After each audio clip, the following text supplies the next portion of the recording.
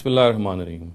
Regarding Islamic political directives, there are a number of debates which have been going on ever since the institution of the Khilafah was dismembered in 1924.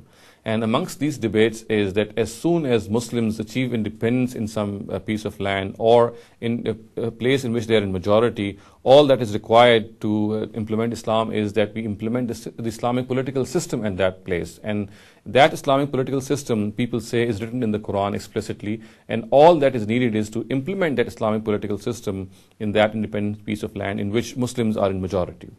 Now, first of all, it needs to be understood that there is no system of politics or economics, or for that matter, anything else, which is mentioned in the Quran. The Quran is a book of primary guidance in which things are underscored, they are written in the form of guidelines, in the form of principles, which we call the Sharia. In other words, the Quran does not contain, it does not have any system of Islamic political system mentioned in it. What it has is the Islamic political Sharia mentioned in it. Or in other words, the principles and the principal guidelines regarding the political sphere, it mentions very clearly. For example, it says that the system of government should be based on consultation. Or for example, it says one of these guidelines is that the primary responsibility of an Islamic state is to administer justice.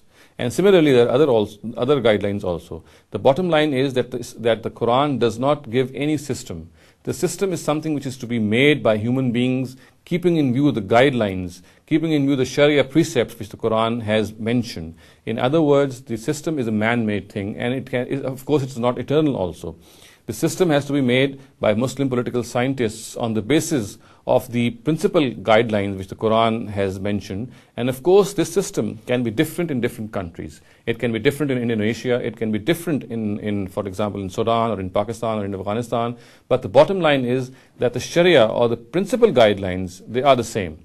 The system which has to be derived from these guidelines, or which has to be applied, in the applied form of these guidelines, this can be different in different territories. It can be different in the past. It could have been different in the past. It can be different today, and it can be different tomorrow. But the principal guidelines, they have to remain the same. So Muslim political scientists or Muslim politicians should look for the political Sharia which is mentioned in the Quran, which is very brief and which is very precise.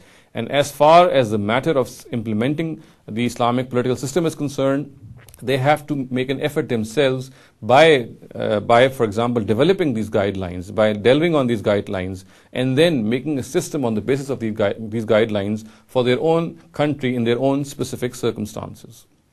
أقول قولي هذا واستغفر الله لي ولكم ولسائر المسلمين والمسلمات.